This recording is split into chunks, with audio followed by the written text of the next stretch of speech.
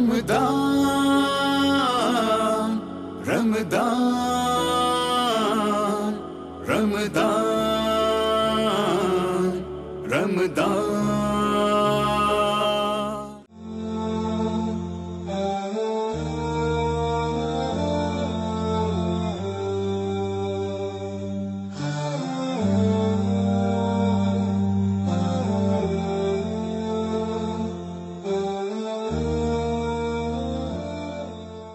الحمدللہ رب العالمین والعاقبۃ للمتقین والصلاۃ والسلام علی اشرف الانبیاء والمرسلین وعلی آلہ وصحبہ اجمعین اما بعد فاعوذ باللہ السمیع العلیم من الشیطان الرجیم بسم اللہ الرحمن الرحیم فمن شہد منکم الشہر فلیصم صدق اللہ العظیم اللہم صلی علی محمد وعلی آل محمد کما صلیت علی ابراہیم وعلی آل ابراہیم انک حمید مجید اللہم بارک علی محمد وعلی آل محمد کما بارکت علی ابراہیم وعلی آل ابراہیم انک حمید مجید رب اشرح لی صدری ویسر لی امری واحلل عقدۃ من لسانی یفقہوا قولی۔ محترم ناظرین کرام، بزرگان دین اور میری عزیز ماؤں اور بہنوں، السلام علیکم ورحمۃ اللہ وبرکاتہ۔ میں آپ کا میزبان عبدالوہاب آپ کو پروگرام گفتگو کے اندر خوش آمدید کرتا ہوں۔ ناظرین، کل میں نے آپ حضرات کے سامنے اللہ رب العزت نے قرآن پاک میں جو ارشاد فرمایا ہے، یا ایھا الذین آمنوا کتب علیکم الصیام کما کتب علی الذین من قبلکم لعلکم تتقون، کہ اے ایمان والو، تم پر روزے فرض کیے گئے ہیں جیسے کہ تم سے پچھلی امتوں کے اوپر فرض کیے گئے تھے، لعلکم تتقون، تاکہ تم متقی بن جاؤ۔ بیان کیا کل میں نے کہ تقوی کیسے حاصل ہوتا ہے، اور اللہ رب العزت نے جگہ جگہ قرآن پاک میں ارشاد فرمایا ہے کہ تقوی اختیار کرو، تقوی اختیار کرو۔ جب تم متقی بن جاتے ہو تو ان اللہ مع المتقین، اللہ متقیوں کے ساتھ ہوتا ہے، ان اللہ یحب المتقین، اللہ تعالیٰ متقیوں سے محبت کرتا ہے۔ تو ناظرین، یہ تقوی حاصل ہوتا ہے کس سے؟ رمضان مبارک کے روزے رکھنے سے۔ یہ بات اب یہ کہ بھئی تقوی کا رمضان سے تعلق کیا ہے، یعنی اس کا ربط کیا ہے، کیوں کہ بھئی روزوں سے ہی تقوی حاصل ہوتا ہے، یعنی اس میں کیا وجہ کیا ہے، رمضان کے ساتھ تقوی کا کیا تعلق ہے؟ تو لہذا یہ آج میں آپ حضرات کے سامنے بیان کرنا چاہتا ہوں۔ سب سے پہلے ہمیں یہ سمجھنا چاہیے ناظرین کہ تقوی کہتے کسے ہیں۔ تقوی اس کا مطلب ہوتا ہے بچنا۔ متقی اس کو کہتے ہیں کہ جو اللہ رب العزت کے جو نواہی ہیں ان سے اپنے آپ کو بچاتا ہے، یعنی محرمات سے، حرام کاموں سے، معاصی سے، گناہ کے کاموں سے، اور اللہ کی نافرمانی سے اپنے آپ کو بچاتا ہے، اور اللہ کے اوامر پہ عمل کرتا ہے، اور اللہ رب العزت کے فرائض کو بجا لاتا ہے۔ جو اللہ رب العزت کے معروف کام ہیں ان کو کام کرتا ہے، ان کے اوپر عمل کرتا ہے۔ تو اس کا مطلب ہے تقوی۔ متقی اس کو کہتے ہیں کہ جو بچتا ہو، جو ایک معنی اس کا مفہوم یہ ہے کہ جس کے اندر خوف خدا ہو، جس کے اندر خشیت الہی ہو۔ تو متقی ایک بڑا تقوی کے اندر وقا یقو کا مطلب ہوتا ہے بچنے والا، اپنے آپ کو بچانے والا، اور اسی سے یہ تقوی ہے۔ تو یہ ایک بڑا وسیع معنی اپنے اندر رکھتا ہے، یعنی تقوی جو ہے، لفظ تقوی یا متقی۔ تو اس کا رمضان سے تعلق یہ ہے ناظرین کہ جب انسان کے اندر تقوی پیدا ہو جاتا ہے نا، تو وہ چاہے وہ بازار میں ہو، چاہے وہ مسجد میں ہو، تو اس کی زندگی ایک جیسی ہوتی ہے۔ چاہے وہ مجمع میں ہو، چاہے وہ تنہائی میں ہو، بالکل جیسا وہ تنہائی میں ہوگا ویسا ہی وہ مجمع کے اندر ہوگا۔ جو منافق ہوتا ہے، جو متقی نہیں ہوتا، اس کی مسجد کی زندگی ڈیفرنٹ ہوتی ہے۔ مسجد میں گئے تو ماشاءاللہ بڑے متقی پرہیزگار نظر آ رہے ہیں، اور مسجد سے باہر نکلے، بازار میں آئے، دکان پہ بیٹھے تو بس وہی دھندا شروع ہے، جھوٹ کا اور دھوکے کا، فریب کا۔ تو تنہائی میں ہیں تو بڑے ہی الگ رنگ ہیں ان کے، الگ زندگی ہے ان کی، اور باہر آتے ہیں تو عوام کے سامنے ہیں تو ایک الگ زندگی ہے۔ تو متقی آدمی وہ ہوتا ہے ناظرین جو ہر آن ہر گھڑی اس کو اللہ کی یاد ہوتی ہے، اللہ کو اس بات کا دھیان ہوتا ہے کہ اللہ تعالیٰ میرے ساتھ ہے، اور وہ اس کی زندگی جو ہے یکساں ہوتی ہے، تنہائی میں بھی اور مجمع میں بھی، مسجد میں بھی اور گھر میں بھی اور بازار میں بھی۔ تو اس کو کہتے ہیں متقی۔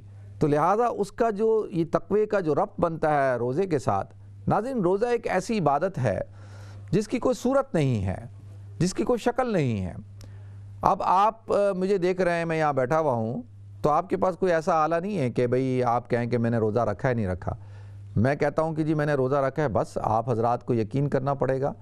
اور خدا نہ خواستہ ایک انسان اگر جھوٹ بولتا ہے کہ اس نے روزہ نہیں رکھا ہوا، وہ بولتا ہے میرا روزہ ہے، تو آپ کے پاس ایسا کون سا آلہ ہے کہ جو آپ لگا کر بتا دیں گے کہ بھئی یہ تو جھوٹ بول رہا ہے، اس کا تو روزہ نہیں ہے. تو لہذا ہر عبادت کی ایک صورت ہوتی ہے. نماز انسان پڑھ رہا ہوتا ہے، نماز پڑھنے کی ایک صورت ہے، رکوع ہے، سجود ہیں، قیام ہے، قعدہ ہے.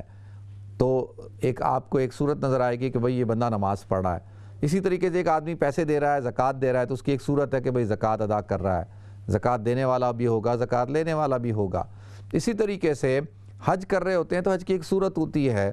آپ طواف کر رہے ہیں، آپ رمی کر رہے ہیں، وقوف عرفہ کر رہے ہیں، آپ نے احرام باندھا ہوا ہے اور خاص ایام ہے، تو ایک خاص صورت ہے. تو حج کی بھی صورت ہو گئی، زکوٰۃ کی بھی صورت ہو گئی، نماز کی بھی صورت ہو گئی. لیکن روزے کی کوئی صورت نہیں ہے، اس کی کوئی شکل نہیں ہے، کوئی ایسا آلہ نہیں ہے جس سے آپ کہیں کہ اس کا روزہ ہے، اس کا روزہ نہیں ہے. 100 آدمی جا رہے ہوں، آپ 100 آدمیوں سے میں سے روزے داروں کو الگ نہیں کر سکتے کہ بھئی یہ روزے دار ہیں، یہ غیر روزے دار ہیں. ایسا آپ نہیں کر سکتے، تو کیونکہ کوئی صورت نہیں، کوئی شکل نہیں. اچھا، اب ایک چیز جو اللہ رب العزت کہتے ہیں کہ الصوم لی وانا اجزی بہ، کہ روزہ میرے لیے ہے اور میں ہی اس کی جزا دیتا ہوں. اور ایک اور حدیث میں ہے کہ الصوم لی وانا اجزی بہ، کہ روزہ میرے لیے، میں اپنا آپ دے دیتا ہوں اس کے بدلے میں. تو یہ جو خاص فضیلت حاصل ہے روزے کو، یہ کسی اور عبادت کو حاصل نہیں ہے. اللہ تعالیٰ نے یہ نہیں کہا زکوٰۃ میرے لیے ہے، اللہ تعالیٰ نے یہ نہیں کہا کہ بھئی نماز جو ہے وہ اس کا اجر میں یہ دوں گا، اپنا آپ دوں گا، زکوٰۃ کا اجر میں دوں گا، اپنا آپ دوں گا یا میں خود دیتا ہوں، اور حج کا نہیں. وہ تمام عبادتوں کے اجر جو ہیں وہ اللہ تعالیٰ فرشتوں کے ذریعے سے عطا کرتے ہیں، اور فرشتے اس کے اجر کو لکھتے ہیں، اجر عطا کرتے ہیں. لیکن روزہ ایک ایسی عبادت ہے کہ اللہ کہتے ہیں میں خود اس کا اجر دوں گا. یعنی یہ تو ایسا ہو گیا کہ ایک رعایا، بہت ساری مجمع رعایا کسی بادشاہ کے دربار میں جمع ہو، اور بادشاہ جو ہے وہ کہے کہ بھئی ان سارے جو لوگ ہیں ان سب کو تقسیم کر دو، اور وزیروں کو حکم دے دے کہ ان کو تقسیم کر دو. اور ایک شخص کھڑا ہو اور اس کے بارے میں کہتے کہ نہیں اس کو نہیں کرنا ہے، اس کو میں دوں گا اس کو. تو اس کا کیا مطلب ہوتا ہے ناظرین؟ اس کا مطلب یہ ہوتا ہے کہ یہ کوئی خاص آدمی ہے، اس کو خاص بادشاہ دے گا تو بادشاہ پھر اپنی شان کے مطابق دے گا نا. بھائی وزیر جیسے ہر ایک کو، جیسے آج کل وہ احساس اسکیم چل رہی ہے، ہر ایک کو 12,000 روپے دیے جا رہے ہیں. اب ایک کو وزیر اعظم کہتے ہیں نہیں اس کو میں خود دوں گا، تو اس کو پھر 12,000 تو نہیں دے گا نا. وہ کہے گا بھئی خاص آدمی ہے تو اس کو 12,000 سے شاید زیادہ دے، یا اس کے لیے حوصلہ افزائی کے لیے اس کو بلا کے، تو اس کے اندر کوئی خاص وجہ ہوگی نا. تو اسی طریقے سے ناظرین ساری عبادات کا اجر اللہ کہتے ہیں فرشتوں کے ذریعے سے ملتا ہے. لیکن روزہ ایک ایسی عبادت ہے کہ جس کا اجر میں خود دیتا ہوں. ایک بات دوسرا اپنا آپ دے دیتا ہوں. کیوں؟ اس لیے کہ روزہ جو خالصتاً جو رکھا جاتا ہے، الصوم لی، یہ روزہ میرے لیے رکھا جاتا ہے. باقی ساری عبادتیں بھی تو اللہ کے لیے ہوتی ہیں. ناظرین ان عبادتوں کے اندر کہیں نہ کہیں ریاکاری کا شبہ ہو سکتا ہے. آپ نماز پڑھ رہے ہیں دکھلانے کے لیے، آپ زکوٰۃ دے رہے ہیں ریاکاری کے طور پہ تاکہ لوگ آپ کو سخی کہیں، آپ حج کر رہے ہیں تاکہ لوگ آپ کو حاجی کہیں ماشاءاللہ بڑے بڑے نیک آدمی ہیں. اور ہر عبادت کی صورت ہے تو اس کے اندر کہیں نہ کہیں شبہ ہو سکتا ہے دکھلاوے کا. لیکن روزہ ایک ایسی عبادت ہے کہ جس کے اندر کوئی ریاکاری نہیں ہے، کوئی دکھلاوا نہیں ہے. آپ کسی کیا یعنی اس کے اندر کیا ریاکاری ہے؟ کوئی ریاکاری نہیں ہے.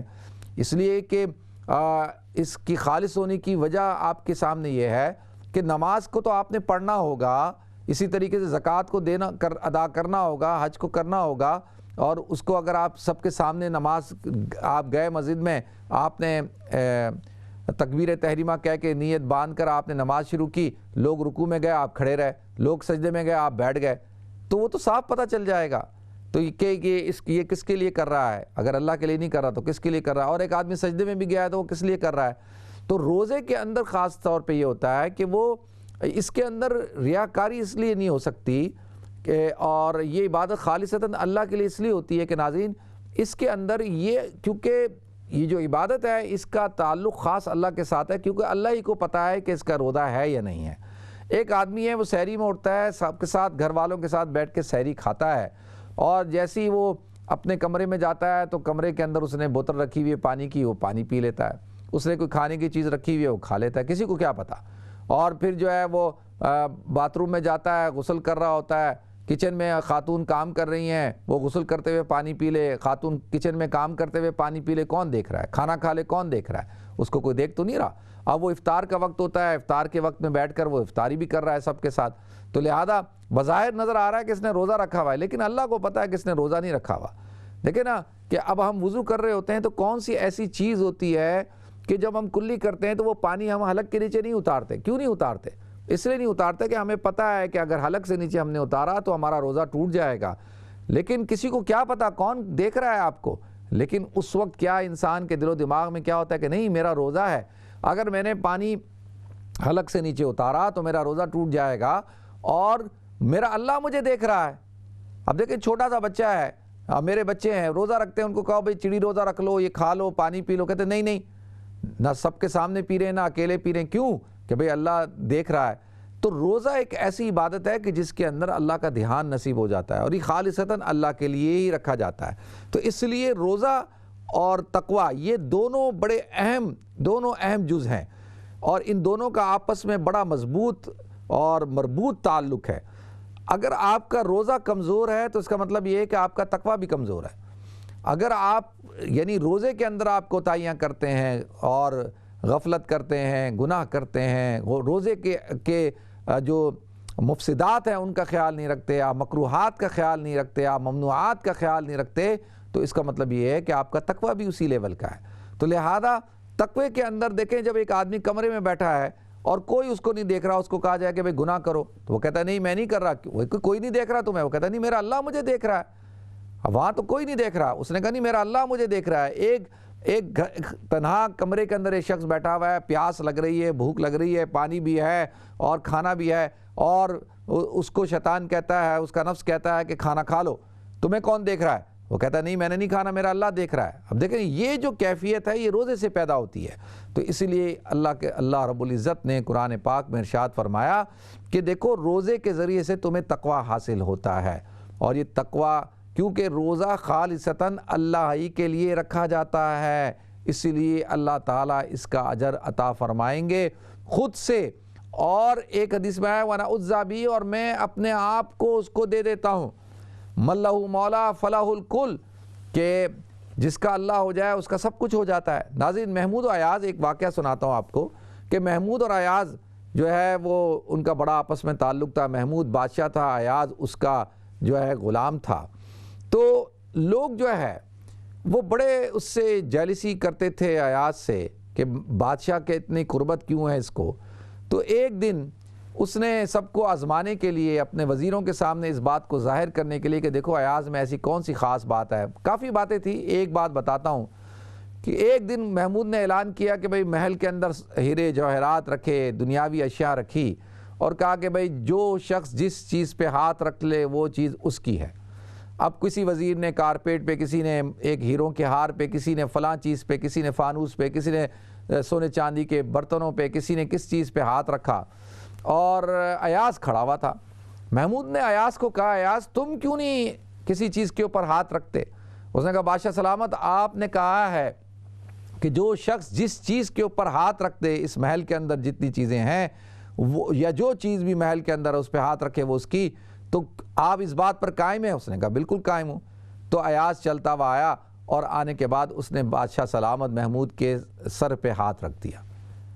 تو سارے وزیر حیران، محمود نے کہا یہ کیا گستاخی ہے؟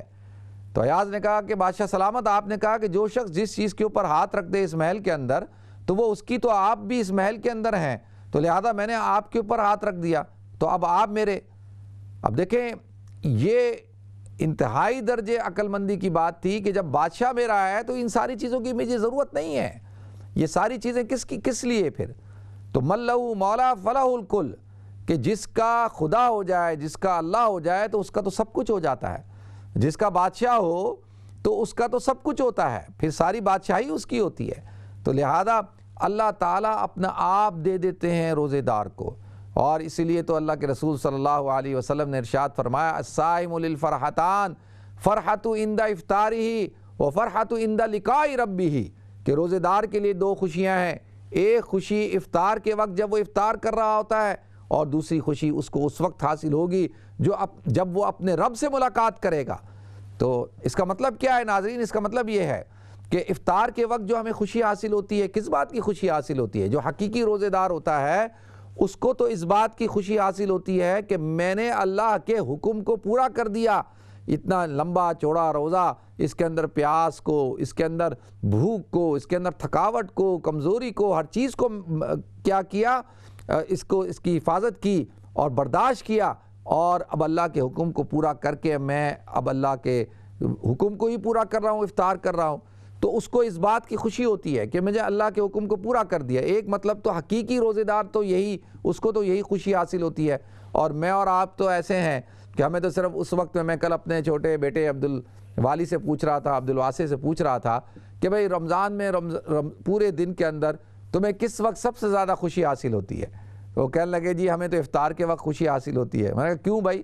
کہا کہ بہترین سموسے، پکوڑے، چاٹ اور کھانا ہوتا ہے، اور پیاس لگ رہی ہوتی ہے، روح افزا ہوتا ہے، فلانی چیز ہوتی ہے، تو اس وقت سب سے مزہ آتا ہے ہمیں۔ تو اب یہ بھی یہی حال ہمارا ہے کہ ہمیں افطار کے وقت میں جو ہے وہ اس کھانے کی چاہت ہوتی ہے، اس کی خواہش ہوتی ہے، اور جو سکون اور جو راحت ہمیں پانی پی کر اور شربت پی کر، روح افزا پی کر اور سموسے اور پکوڑے کھا کر ہمیں حاصل ہوتی ہے، تو وہ یہ خوشی ہے۔ ٹھیک ہے، یہ بھی خوشی اچھی بات ہے کہ بھئی اللہ بھوکے پیاسے رہے اور اب آپ کھا رہے ہیں، اللہ کا حکم پورا کر رہے ہیں، لیکن حقیقی معنوں میں متقی اور مومن آدمی وہ ہوتا ہے کہ اس کو اس وقت اس بات کی خوشی حاصل ہوتی ہے کہ میں نے اللہ کے حکم کو پورا کر دیا۔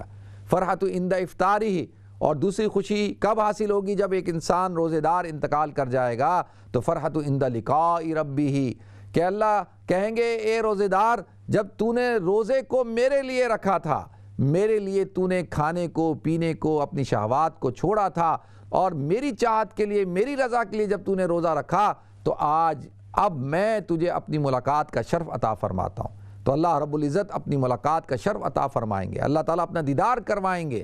تو ناظرین اس وقت جو خوشی حاصل ہوگی، دیکھیں ایک مسلمان، ایک مومن، وہ ساری زندگی عبادت کرتا ہے، روزے رکھتا ہے، اور کس امید پر، آس پر کہ اللہ تو ہماری مغفرت فرما دے گا۔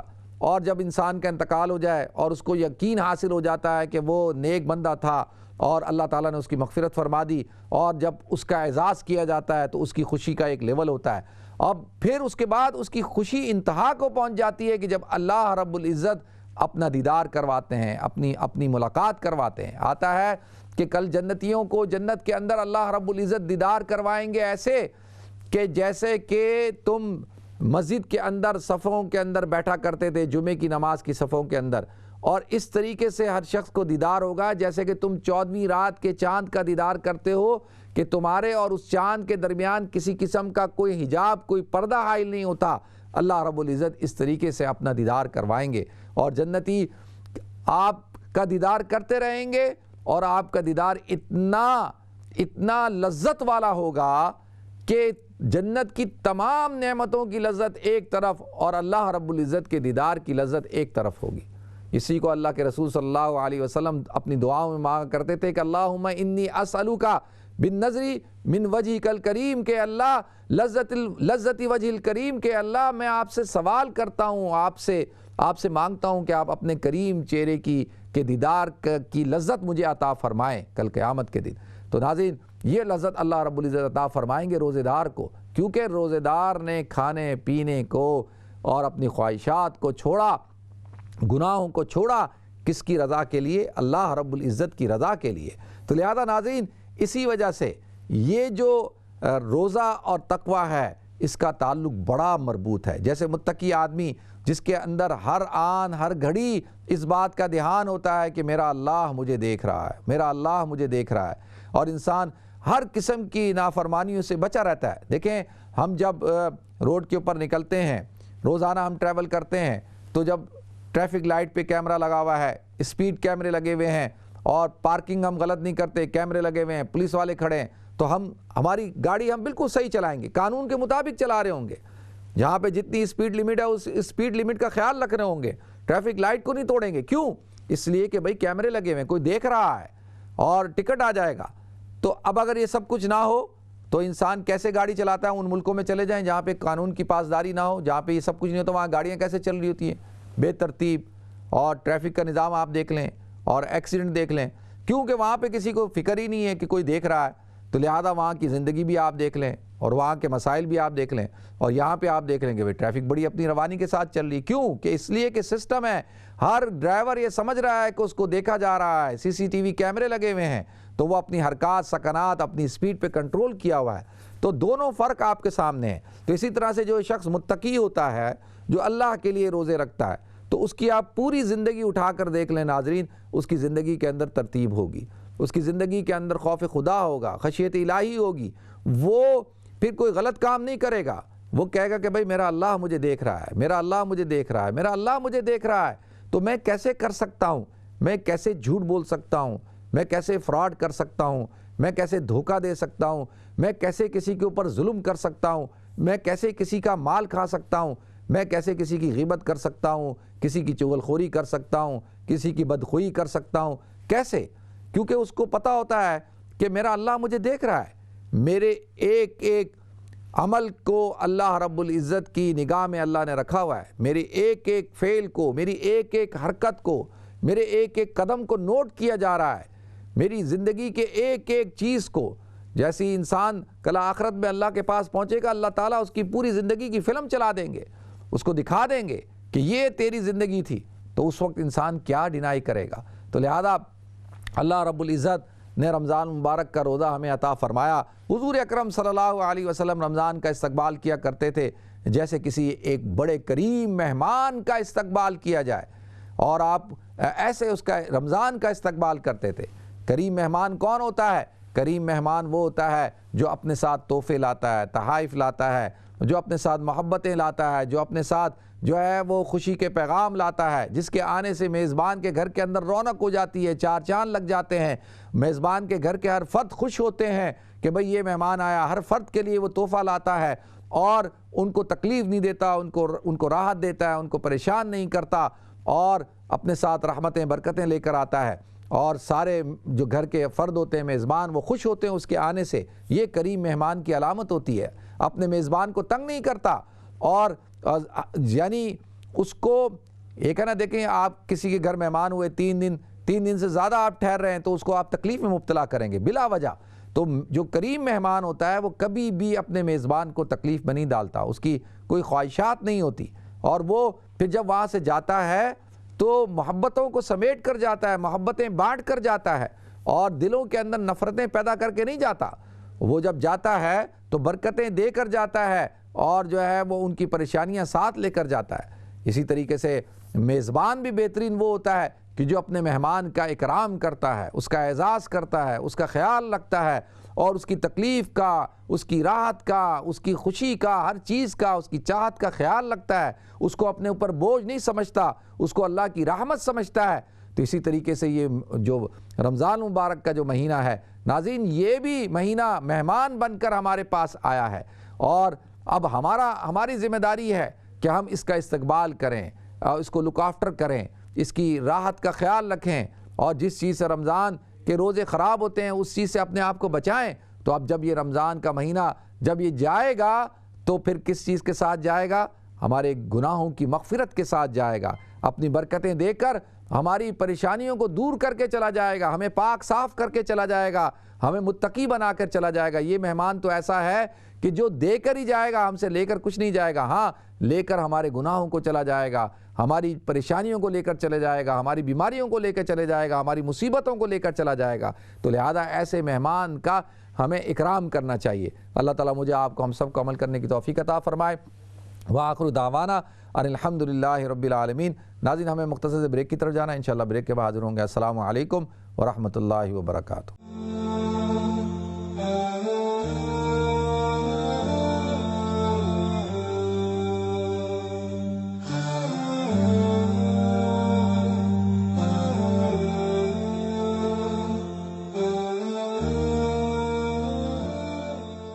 بسم اللہ الرحمن الرحیم۔ السلام علیکم ورحمۃ اللہ وبرکاتہ۔ ناظرین آپ کو ایک دفعہ پھر رمضان ٹرانسمیشن میں جو خصوصی ٹرانسمیشن ہے رمضان کی، اس میں خوش آمدید کرتا ہوں۔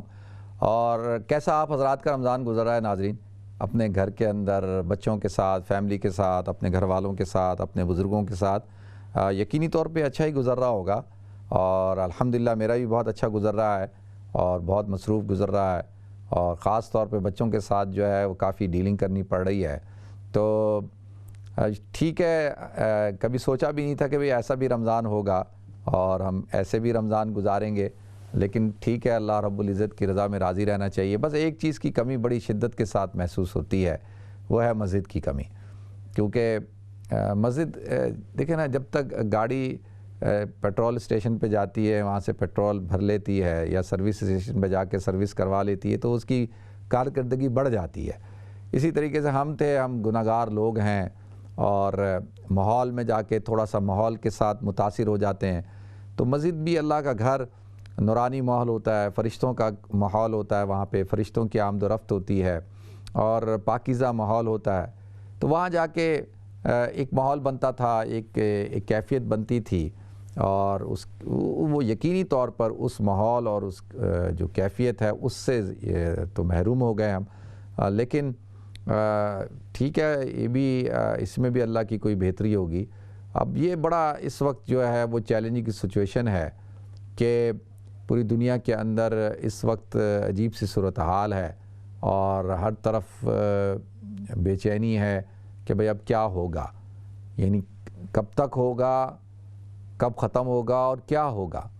اور جیسے میں نے عرض کیا نا کہ ایک فضا قائم کر دی جاتی ہے خوف کی، اور وہ خوف کی جب فضا قائم کر دی جائے اور ڈرا دیا جائے تو بندہ جو ہے وہ تو ویسے ہی جو ہے وہ آدھا ختم ہو جاتا ہے۔ تو میں اب حیران ہوں کہ اب یہ اس میں کیا پلاننگ ہے، کیا اگر میں یہ کہوں کہ کیا سازش ہے کہ بھئی تھوڑی اچھی خبریں آنی چاہیے اور آہستہ آہستہ نارملائز ہونا چاہیے معاملے کو، اور لیکن کہا جاتا ہے کہ نہیں جی ابھی اور ایسا ہوگا۔ جب آپ تھوڑا سا بھی میڈیا دیکھیں نا اور خبریں سنیں، میڈیا دیکھیں، تو آپ کہیں گے پتہ نہیں باہر کیا ہو گیا ہے، اور لگتا ہے ہر طرف لاشیں ہی لاشیں پڑی ہیں، اور لوگ جو ہے وہ بس گر رہے ہیں، روڈوں کے اوپر پڑے ہوئے ہیں، اور پھر جب باہر آتے ہیں تو زندگی نارمل لگتی ہے۔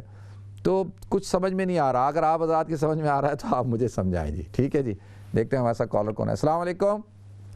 السلام علیکم۔ السلام علیکم جی، قائد صاحب کیسے ہیں؟ الحمدللہ میں ٹھیک ہوں، اللہ کرم، شکر اللہ۔ مفتی صاحب میں آپ کے سارے پروگرام دیکھتی ہوں ماشاءاللہ سے، بہت اچھے پروگرام بھی ہیں، آپ کی ویڈیوز بھی بہت اچھی ہیں ماشاءاللہ سے۔ شکریہ۔ مجھے بس تھوڑا سا یہ پوچھنا تھا کہ بچوں پہ روزے کب فرض ہے، کس عمر میں؟ پتہ تو ہے لیکن کچھ کہتے ہیں، کوئی کچھ ایج میں کہتے ہیں، تو ذرا کلیئر کر دیں اس کو۔ اور ایک اور زکوٰۃ کا میں نے پوچھنا تھا، آپ سے پوچھ سکتی ہوں زکوٰۃ کا؟ ہاں ہاں، کیوں نہیں۔ جی مجھے پوچھنا تھا کہ میرے ہسبینڈ کی ڈیتھ ہو چکی ہے اور میرے 2 چھوٹے بچے ہیں، ایک 11 سال ایک 12 سال کے، تو میں بینیفٹ لیتی ہوں یہاں پہ، تو میرے پہ زکوٰۃ فرض ہے اور کیا میں ان بینیفٹ سے زکوٰۃ دے سکتی ہوں؟ نہیں تو آپ کے پاس آپ کی کوئی سیونگ، کوئی جیولری وغیرہ؟ ہاں جی جیولری تو ہے میرے پاس، جی جیولری ہے، لیکن گھر میرے پاس نہیں ہے، کونسل کا گھر ہے، اور کوئی میری جاب بھی نہیں میری، تو بینیفٹ پہ ہوں میں، اور لیکن جیولری ہے میرے پاس، اور دوسری کیش میں کوئی سیونگ نہیں ہے۔ کیش میں کوئی سیونگ نہیں ہے؟ نہیں۔ اچھا، جیولری کتنی ہے آپ کے پاس؟ 7.5 تولہ سونے سے زیادہ ہے؟ چلیں ٹھیک ہے، میں بتاتا ہوں آپ کو، ٹھیک ہے، بہت شکریہ۔ نیکسٹ کال لیتے ہیں جی۔ السلام علیکم۔ جی وعلیکم السلام۔ جی فرمائیں جی، جی عرض کریں۔ السلام علیکم۔ وعلیکم السلام ورحمۃ اللہ وبرکاتہ۔ جی رمضان مبارک۔ خیر مبارک جی، بہت شکریہ۔ جی میرا ایک سوال تھی، مثلا میں خواب تک کی ہے ایک۔ اچھا خواب تے میں نہیں دسنا نا، ان خواب تسی نہیں سنا سکتے، کوئی سوال ہے تو پوچھ لو تسی۔ اچھا چلو، جی روزے رکھی نا میں، وہ مطلب ایک تو ہونے نا کہ چند نہیں ہونے کہ 13 14 15، تو ایک ہونا میں کہنا منڈے رکھو یا تھرسڈے رکھو، انہاں جو افضل کے حوالہ ہے جڑا 3 روزے ہونے نا وہ کہ جڑا منڈے رکھو۔ چلیں ٹھیک ہے، میں بتاتا ہوں۔ ٹھیک ہے جی، بہت شکریہ۔ نیکسٹ کال لیتے ہیں۔ السلام علیکم۔ السلام علیکم مفتی صاحب۔ وعلیکم السلام ورحمۃ اللہ رمضان وبرکاتہ۔ مبارک۔ خیر مبارک جی۔ آپ کی طبیعت کیسی ہے؟ الحمدللہ بہت اللہ کرم، شکر اللہ۔ ہاں الحمدللہ، میں بھی بیمار رہی ہوں بہت اچھی طرح۔ اللہ آپ کو صحت عطا فرمائے جی۔ آمین آمین۔ مفتی صاحب میں نے بس ایک نام کا مطلب پوچھنا تھا، میری بانجی کے بیٹی کا نام رکھا یمنا، تو اس کا مطلب؟ یمنا؟ جی میں قیامت میں سے دیکھا تھا۔ اچھا چلیں ٹھیک ہے، میں بتاتا ہوں۔ ٹھیک ہے، نیکسٹ کال لیتے ہیں جی. السلام علیکم. السلام علیکم. وعلیکم السلام مفتی صاحب, میں حاجی ناظر بول رہا ہوں ڈیوزبری ٹیم. حاجی صاحب خیریت سے ہیں آپ؟ ٹھیک ہیں؟ اللہ کی رحمت ہے, بڑے فضل و کرم ہے, دعا کریا کرو اللہ بہتر کر سکے. اللہ تعالیٰ حفظ و امان میں رکھے. میں پوچھنا سی مسئلہ تو بولوں کہ اسی دوئی بچت نال مطلب جتھے جڑی مسئلہ بچت ہے دوئے محلے وچ ہے تے اس محلے وچ جڑی بچت ہے اس وچ اور اس وچ کوئی اتنا بڑا فرق نہیں ہے, مطلب 5 منٹاں جو بندہ اٹھتا ہے اس وچ 5 منٹ 5 منٹ اس بچت وچ اٹھ جاندا بندہ, ٹھیک ہے. لیکن اتنے جی بچت ہے اس نے فرق ہے, مطلب نماز کے بارے جڑا روزہ افطاری کے بارے افطاری کے بارے کا گھنٹے فرق ہے, تو جڑا نا اپنا سہری ٹائم جڑا افطاری ٹائم ہے 13 منٹاں 14 منٹاں کا فرق بنتا ہے. تو دسو مسئلے کے مطابق مطلب ہے اسی اس نے مطابق نماز پڑھی ہے یا کہ اس مسجد کے مطابق نماز پڑھی ہے؟ چلو ٹھیک ہے, میں دسنا جی. نیکسٹ کال لیتے ہیں جی. السلام علیکم.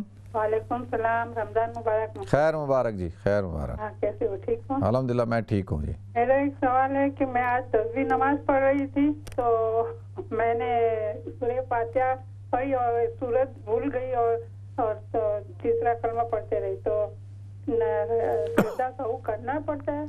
جی بالکل, آپ کو سجدہ صاف کرنا تھا نا, کیونکہ آپ نے سورہ فاتحہ بھول گئی نا. آپ فاتحہ نہیں بھولی آئے اور کافرون بھول گئی. ہاں, تو اس میں قرآن کا پڑھنا بھی تو ہے, نفل نماز ہے نا, تو اس میں ہر رکعت میں آپ کو تلاوت کرنی ہے, ٹھیک ہے. تو سجدہ صاف کر لیا تھا تو آپ کی ہو گئی نماز, اگر نہیں ہوئی تو 4 رکعت آپ نفل نماز کی قضا کر لیں, ٹھیک ہے, کیونکہ نفل نماز شروع کرنے کے بعد واجب ہو جاتی ہے. نیکسٹ کال لیتے ہیں. السلام علیکم. السلام علیکم. جی وعلیکم السلام. جی مولانا صاحب یہ ایک سوال پوچھنا ہے. جی جی.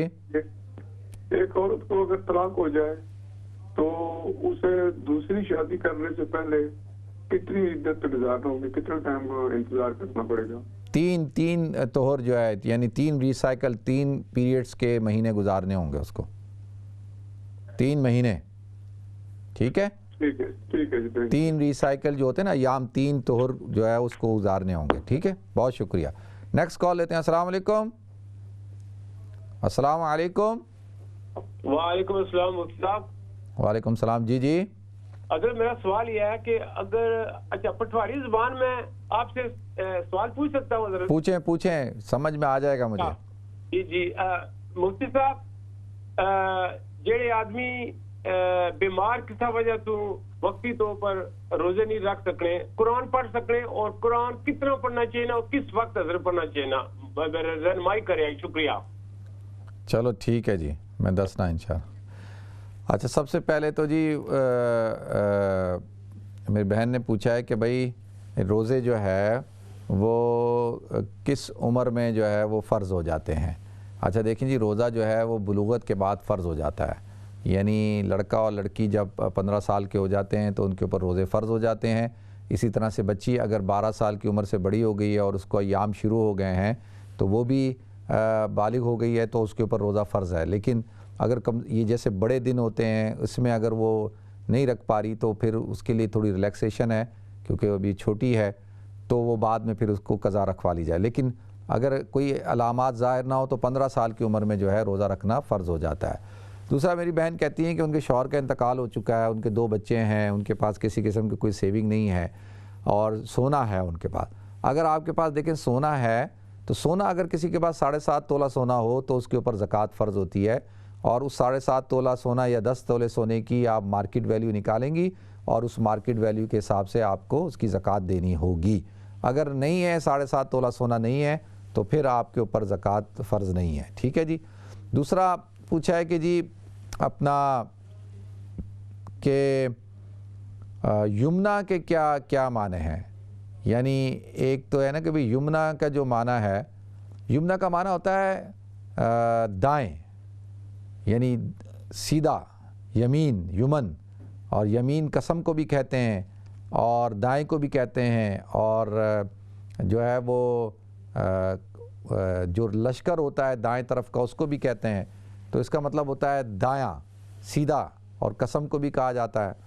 تو اب دیکھیں بہت سارے لوگ رکھتے ہیں، ٹھیک ہے رکھ سکتے ہیں، لیکن اس سے بہتر ہے کہ کوئی کسی صحابیہ کا یا کوئی اچھا ازواج مطہرات کا، حضور کی صاحبزادیوں میں سے کسی کا نام رکھ لیا جائے، ٹھیک ہے۔ پھر باقی آپ نے پوچھا ہے کہ جی جو لوگ جو ہے وہ رمضان کے روزے اگر جن کے قضا ہو جاتے ہیں تو وہ بعد میں نفل روزے رکھیں یا یہ قضا روزوں کو رکھیں؟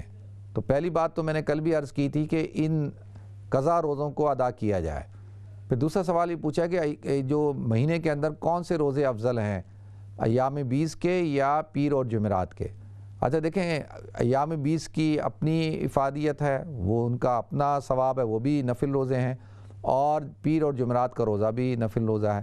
تو اگر آپ ایام 20 کے روزے رکھتے ہیں تو وہ بھی ٹھیک ہے، اگر پیر اور جمعرات کا روزہ رکھتے ہیں وہ بھی ٹھیک ہے، خالی پیر کا روزہ رکھتے ہیں وہ بھی ٹھیک ہے، خالی جمعرات کا روزہ رکھتے ہیں وہ بھی ٹھیک ہے۔ یہ سارے روزے رکھنا سنت ہیں، اور انشاءاللہ کچھ حضرات ہیں وہ ایام 20 کے بھی رکھتے ہیں اور پیر و جمعرات کے بھی رکھتے ہیں۔ تو لہذا جن کے قضا روزے ہیں وہ یہ روزے رکھنے سے بہتر ہے کہ پہلے ان روزوں کی قضا رکھیں، ان کو ادا کریں، ٹھیک ہے جی۔ اچھا حاجی صاحب نے ڈیوزبری سے سوال پوچھا ہے کہ جی ایک مسجد کا سحری کا ٹائم ڈیفرنٹ ہے، دوسری کا ڈیفرنٹ ہے، افطاری کا 3-4 منٹ کا فرق ہے کہیں۔ اچھا دیکھیں، جو تو آپ کی مسجد ہے نا جہاں آپ نماز پڑھتے ہیں، آپ اس مسجد کے ٹائم کو فالو کریں، چاہے جو بھی ٹائم ہے۔ اب میں تو اس بات پر علماء کو سمجھاتا ہوں کہ بھائی ایک اتفاق کر لیں، ایک علاقے کے رہنے والے، ایک شہر کے رہنے والے، کہ بھائی ایک ٹائم ٹیبل رکھ لیں تاکہ جو ہے لوگوں کو پریشانی نہ ہو، لوگوں کو تکلیف نہ ہو۔ اور ہمیشہ کی طرح ابھی بھی وہی حال ہے، کیونکہ سمجھ نہیں آتی کہ بھائی جس میں لوگوں کی کنفیوژن نہ ہو، ٹھیک ہے، نصف اللیل شرعی اور جو ہے وہ یہ ان دنوں میں کیونکہ سورج غروب نہیں ہوتا، یعنی سورج تو غروب ہوتا ہے یعنی رات نہیں آتی، تو وہ 3 جو فارمولے ہیں اقرب الایام اور اقرب البلاد اور نصف اللیل شرعی کے، تو اس کے مطابق لوگ ٹائم ٹیبل رکھتے ہیں۔ تو لیکن میں یہ کہتا ہوں کہ جس میں امت کو آسانی ہو، وہ کام کیا جائے۔ امت کو آسانی کس میں ہے؟ آپ حضرات صرف اس بات کو سمجھ لیں کہ بھئی امت کو کس میں آسانی ہے، تو اس کے اندر تھوڑا سا خیال رکھا جائے اور ٹائم ٹیبل ایک رکھا جائے۔ باقی 2-3 منٹ کا فرق کوئی فرق نہیں ہوتا۔ یہ جو 2-3 منٹ کا فرق ہے نا، کسی نے 2 منٹ پہلے افطار کر لیا، کسی نے 2 منٹ بعد میں کیا، تو کوئی فرق کی بات نہیں ہے۔ کسی نے 2 منٹ پہلے سحری بند کر لی، کسی نے 2-3 منٹ بعد میں بند کی، تو اس سے بھی کوئی فرق نہیں پڑتا، ٹھیک ہے جی۔ باقی احتیاط یہ ہے کہ بھئی ہر چیز احتیاط کیا ہے، افطار کے اندر 1-2 منٹ ڈیلے کر لیا جائے، اس میں احتیاط ہے، اور سحری کے اندر 2-3 منٹ پہلے سحری ختم کر دی جائے، اس میں احتیاط ہے۔ احتیاط اس میں ہے، لیکن اگر کوئی کر لیتا ہے تو اس کے روزے کو کوئی فرق پڑتا نہیں ہے۔ اسی طریقے سے جو ہے جو لوگ بیمار ہیں اور وہ روزہ نہیں رکھتے، تو کیا وہ قرآن کی تلاوت کر سکتے ہیں؟ بھائی روزہ نہ رکھنا ایک ڈیفرنٹ چیز ہے نا۔ آپ بیمار ہیں، آپ کے لیے روزہ، ابھی آپ نے روزہ نہیں رکھنا، یا اس کی قضا رکھنی ہے یا فدیہ دینا ہے، لیکن قرآن کی تلاوت اگر آپ ایسے بیمار ہیں کہ آپ قرآن کی تلاوت بھی نہیں کر سکتے تو پھر تو وہ تو الگ بات ہے۔ لیکن اگر آپ قرآن کی تلاوت نہیں کر سکتے تو قرآن کی تلاوت سن سکتے ہیں، آپ ذکر اذکار تو کر سکتے ہیں، آپ کلمہ طیبہ کا ورد تو کر سکتے ہیں، آپ یہ سب چیزیں تو کر سکتے ہیں نا۔ تو روزہ نہ رکھنے کا مطلب یہ نہیں ہے کہ جی اب آپ نے نماز بھی نہیں پڑھنی، اب آپ نے تراویح بھی نہیں پڑھنی، آپ نے قرآن کی تلاوت بھی نہیں کرنی، آپ نے کچھ نہیں کرنا کیونکہ جی میرا روزہ نہیں ہے، ایسا نہیں ہے۔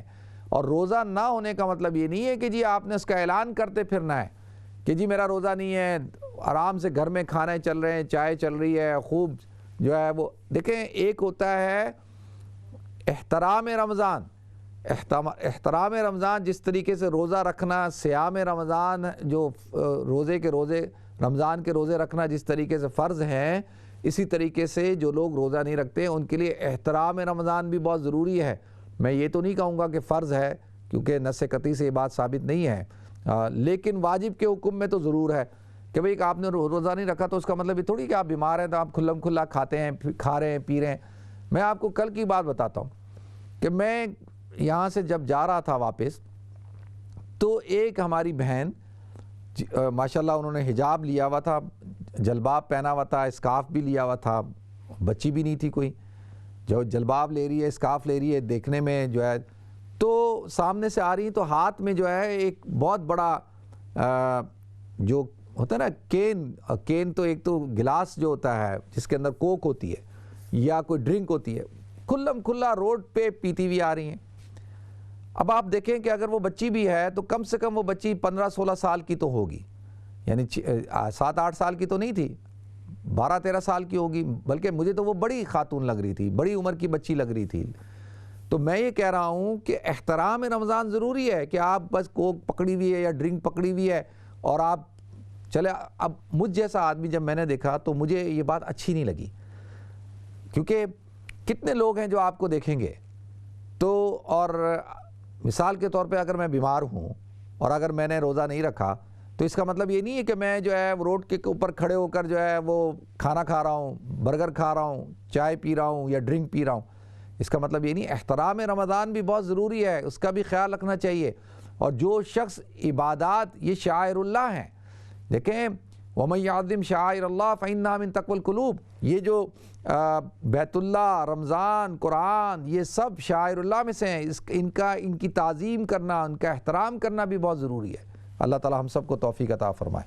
تو کال ہے تو کال لے لیں یا السلام علیکم۔ السلام علیکم بیٹا، کیسے ہیں آپ؟ الحمدللہ میں ٹھیک ہوں، الحمدللہ۔ شکر اللہ کا بیٹا، رمضان مبارک آپ کو۔ خیر مبارک۔ اللہ کا شکر ہے کہ آپ ماشاءاللہ اچھے ہو گئے ہیں، خدا کرے گھر والے بھی اچھے ہوں الحمدللہ۔ بیٹے دعاؤں کی ضرورت ہے مجھے آج خاص طور پہ ایک وظیفہ آپ سے چاہیے کہ ایک مقدمہ ہے، وہ اس کے بارے میں کس طرح کی دعا کی جا سکتی ہے، اور ایک ہے کہ وہ اس کا کچھ ایک کام پیچھے رکا ہوا ہے، اس کو کس طرح سے اس کی دعا ہو، کہ اس کو آپ خود بھی بیٹا دعا کر دیجئے، ہمیں بھی بتا دیجئے۔ شکریہ جی، بتاتا ہوں۔ نیکسٹ کال لیتے ہیں۔ السلام علیکم۔ السلام علیکم۔ ہاں جی، وعلیکم السلام۔ وہاب صاحب بول رہے ہیں؟ جی جی جی السلام علیکم جی، میں مسز حسن بول رہی ہوں۔ جی جی، آپ سے بہت مدت بعد بات ہوئی ہے، تو میں بس آپ سے ایک سوال کرنا تھا۔ جی جی۔ رمضان میں میں پہلے ڈائبٹیز کی گولی کھاتی تھی تو اس سے میری ڈائبٹیز لو ہو جاتی تھی، مجھے ڈاکٹر نے منع کیا تھا روزہ رکھنے سے، تو اب مجھے گولی سے انہوں نے چھڑا دیا ہے اور میں کنفیوز ہو رہی ہوں اور سمجھ نہیں آ رہی کہ میں روزہ رکھ لوں کہ نہ رکھ لوں، کیا کروں؟ ٹھیک ہے، میں 73 ایج ہے۔ ٹھیک ہے، میں بتاتا ہوں آپ کو۔ ٹھیک ہے جی، بہت شکریہ۔ اچھا دیکھیں، جو تو آنٹی نے کہا ہے نا کہ ان کا کوئی مقدمہ ہے، کسی قسم کا کوئی مقدمہ ہے اس میں کامیابی کے لیے، تو سورہ بنی اسرائیل کی آیت نمبر 80 اور 81 ہے۔ سورہ بنی اسرائیل آیت نمبر 80 اور 81، اس کو آپ جو ہے وہ روزانہ ہر نماز کے بعد 21 مرتبہ پڑھیں، روزانہ ہر نماز کے بعد 21 مرتبہ پڑھیں۔ سورہ بنی اسرائیل آیت نمبر 80 اور 81 انشاءاللہ دیکھیں اللہ تعالیٰ ضرور کامیابی عطا فرمائیں گے۔ اچھا دیکھیں، جو حضرات تو بیمار ہیں، جن کے ساتھ میڈیکلی ایشو ہیں، جیسے آنٹی کے ساتھ شوگر کا مسئلہ ہے، بہت سارے لوگوں کے ساتھ مختلف ایشوز ہیں میڈیکلی، تو اگر وہ کنفیوز ہو رہے ہیں تو ان کو کیا کرنا چاہیے؟ اچھا دیکھیں، آپ کو اپنے جی پی سے کانٹیکٹ کرنا چاہیے، آپ کا ڈاکٹر جو آپ کو ایڈوائز کرے اس کی ایڈوائز پہ عمل کریں، اور اگر آپ یہ سمجھتے ہیں کہ نہیں آپ رکھ سکتے ہیں تو آپ ایک روزہ رکھ کے دیکھ لیں، اس روزے سے آپ کو پتہ چل جائے گا کہ آپ کی جو حالت ہے وہ کیا ہے، یعنی وہ آپ ایک روزہ رکھیں اور اس سے انشاءاللہ آپ کو پتہ چل جائے گا کہ بھئی روزہ جو ہے وہ آپ کو کتنا پریشان کر رہا ہے۔ تو اگر تو زندگی موت کا مسئلہ ہے تو پھر تو دیکھیں نہ رکھیں، لیکن اگر آپ یہ سمجھتے ہیں نہیں یار اگر رکھوں گی، دیکھیں رکھ کے کہ اگر بہت زیادہ طبیعت خراب ہو رہی ہے اور نہیں رکھا جا رہا تو پھر آپ نہ رکھیں۔ تو میری رائے یہ ہے کہ جو ڈاکٹر مشورہ دے وہ کریں، پھر بھی کنفیوژن ہے کہ نہیں یار میں رکھ سکتا ہوں تو پھر رکھ کے دیکھ لیں، تجربہ کر کے دیکھ لیں، دونوں چیزیں آپ کر سکتی ہیں۔ اللہ تعالیٰ آپ کو، اور جو لوگ دیکھیں جو حضرات روزہ نہیں رکھتے وہ اپنے آپ کو گلٹی فیل کرتے ہیں کہ یار ہم روزہ نہیں رکھتے، ہمیں تو جو آدمی بیمار ہے نا اس کو تو اللہ تعالیٰ کی طرف سے اجازت ہے، فمن کان منکم مریضا او علی سفر فعدۃ من ایام اخر۔ اللہ تعالیٰ نے ارشاد فرمایا کہ جو مریض ہے وہ دوسرے دنوں کے اندر جو ہے اس کی گنتی پوری کرے۔ پھر آگے جا کے اللہ تعالیٰ ارشاد فرماتے ہیں یرید اللہ بکم الیسر ولا یرید بکم العسر، کہ اللہ تعالیٰ تمہارے لیے آسانی چاہتا ہے، اللہ تعالیٰ تمہارے لیے مشکل نہیں چاہتا، سختی نہیں چاہتا۔ دیکھیں اللہ ہم سے محبت کرتے ہیں، اللہ رب العزت جو ہے وہ کسی کو تکلیف میں تو ڈالنا نہیں چاہتے نا. ایک انسان ہے وہ بیمار ہے تو اللہ صاف اتنا یقین جانے اس آیت کو آپ جتنا پڑھیں تو اس سے آپ کو اتنی لذت ملتی ہے کہ اللہ کی محبت کا اتنا بہترین طور پہ شفقت کا اظہار ہوتا ہے کہ یرید اللہ بکم اليسر ولا یرید بکم العسر, کہ اللہ تمہارے لیے آسانی چاہتا ہے. تو اب آپ کے لیے جب آسانی ہے تو اس آسانی کو اختیار کریں. تو جیسے میں نے عرض کیا, اور پھر گلٹی فیل نہ کریں, یہ اللہ کی طرف سے رخصت ہے. اور عبادات کا اہتمام کریں اور ذکر اذکار کے اندر اپنے آپ کو لگائیں, تلاوت قرآن پاک میں لگائیں, اور جو ہے وہ مختلف کتب کے مطالعے سے لگائیں. قرآن پڑھتے رہیں, جب قرآن سے دیکھیں تھوڑا سا تھکاوٹ ہو گئی ہے تو کسی کتاب کا مطالعہ شروع کر دیں, کتاب سے تھکاوٹ ہو گئی ہے تو پھر ذکر شروع کر دیں, اگر ذکر سے تھکاوٹ ہو جائے تو پھر کوئی اور تھوڑا سا کام کر لیں اور آرام کر لیں. لیکن رمضان کی برکات کو سمیٹیں, رمضان کی برکات آپ کو بھی حاصل ہوں گی. یہ نہیں کہ صرف کیونکہ آپ تو مجبوری کے اندر ہیں نا, تو اللہ تعالیٰ آپ حضرات کو صحت عطا فرمائے. اسی لیے کہتے ہیں بھائی جو جوان لوگ ہیں, جو صحت مند لوگ ہیں, ان کو چاہیے کہ وہ اس صحت کا بھرپور فائدہ اٹھائیں. دیکھیں ایک بیمار آدمی سے میری ملاقات ہوئی تو کہنے لگے میں اللہ کا بڑا شکر ادا کرتا ہوں, الحمدللہ ٹھیک ہے, بہت بیمار تھے. کہتے ہیں لیکن مجھے اس بات کی شدت کے ساتھ کمی محسوس ہوتی ہے کہ میں پہلے نماز پڑھتا تھا اور اس نماز کے اندر رکوع کرتا تھا اور سجدہ کرتا تھا, اور سجدہ کر کے جو مجھے لطف ملتا تھا مجھے لگتا تھا کہ ہاں میری نماز مکمل ہو گئی ہے. اب میں نماز کے اندر جب سجدہ نہیں کر پا رہا تو وہ مجھے شدت کے ساتھ اس کی کمی محسوس ہو رہی ہے, ایسا لگتا ہے جیسے نماز میں کچھ کمی ہے. تو کہتے ہیں بیماری میں بس مجھے یہ بڑا پریشانی ہو رہی ہے کہ میں سجدہ نہیں کر پا رہا. تو ناظرین یہ ان لوگوں کے لیے پیغام ہے کہ جو سجدہ کر سکتے ہیں اور نماز نہیں پڑھتے, جو روزہ رکھ سکتے ہیں روزہ نہیں رکھتے. تو لہذا اللہ تعالیٰ کا شکر ادا کریں کہ اللہ نے آپ کو صحت دی ہے, اللہ تعالیٰ نے آپ کو جو ہے وہ طاقت عطا کی ہے, تو اس کا شکر ادا کریں, نماز پڑھیں اور روزہ رکھیں اور روزے کی برکات حاصل کریں. دیکھیں روزہ جو ہے آپ کو روحانی طور پر بھی فائدہ دے گا اور روزہ آپ کو جسمانی طور پر بھی فائدہ دے گا. یہ روزہ رکھنے سے انسان کی صحت ٹھیک ہو جاتی ہے, یہ پورا سال انسان کا جو امیون سسٹم ہے وہ صحیح طور پہ کام کرتا ہے اور انسان کی صحت ٹھیک رہتی ہے اور انسان کے جسم کے فاسد مادے نکل جاتے ہیں. جیسے روح صاف ہو جاتی ہے نا, روح کو پاکیزگی حاصل ہوتی ہے, اسی طرح سے جسم کو طہارت حاصل ہوتی ہے روزے کے ذریعے سے. تو روزہ رکھیں اور خوشی خوشی رکھیں. یہ روزے دار جو ہیں, جب آدمی جو ہے نا, ہمارے ہاں کیا ہوتا ہے کہ روزے دار نہیں ہیں, روزے بردار بن جاتے ہیں. ہم تو کہتے ہیں نا یہ روزے دار ہے, یہ روزے دار نہیں, یہ روزے بردار ہے. روزے بردار کا کیا مطلب ہے کہ گھر میں کوئی بات کرے فوراً غصہ, بیوی نے کھانا اچھا نہیں پکایا فوراً غصہ, بچے نے کوئی شور کیا فوراً غصہ, کسی نے کوئی بات کی فوراً غصہ, بات بات پہ غصہ. اور اس کو میں کہتا ہوں اس شخص کو یہ روزے بردار ہے, روزہ بردار ہے. یہ بات بات پہ لڑ رہا ہے, بات بات پہ غصہ ہو رہا ہے, بات بات پہ چڑچڑا ہو رہا ہے اور جو ہے منہ اترا ہوا ہے اور ہر ایک کے ساتھ الجھ رہا ہے. کیوں کہ بھئی میں تو روزے بردار ہوں. یہ روزے دار نہیں ہے, روزے بردار ہے. تو لہذا روزے بردار نہ بنیں, روزے دار بنیں اور روزے کی برکات کو حاصل کریں. اللہ تعالیٰ مجھے آپ کو ہم سب کو عمل کرنے کی توفیق عطا فرمائے. اللہ تعالیٰ اس رمضان کو میرے لیے باعث رحمت بنائے, آپ کے لیے باعث رحمت بنائے, باعث نجات بنائے, باعث رحمت بنائے, باعث جو ہے اللہ تعالیٰ فضیلت بنائے. اللہ ہمیں اس رمضان سے بھرپور طور پر استفادہ حاصل کرنے کی توفیق عطا فرمائے, پورے عالم اسلام کی حفاظت فرمائے, مسلمانوں کی حفاظت فرمائے اور حرمین شریفین کو اللہ تعالیٰ دوبارہ سے اپنی رحمتوں برکتوں کے ساتھ دوبارہ سے کھولے. اللہ تعالیٰ یہ مسجد اقصیٰ کو دوبارہ کھولے, مسجدوں کو دوبارہ آباد کرے. تو ناظرین انشاءاللہ آپ حضرات سے پھر ملاقات ہوگی. اپنا خیال رکھیے گا, اپنی دعا مجھے یاد رکھیے گا. السلام علیکم ورحمۃ اللہ وبرکاتہ.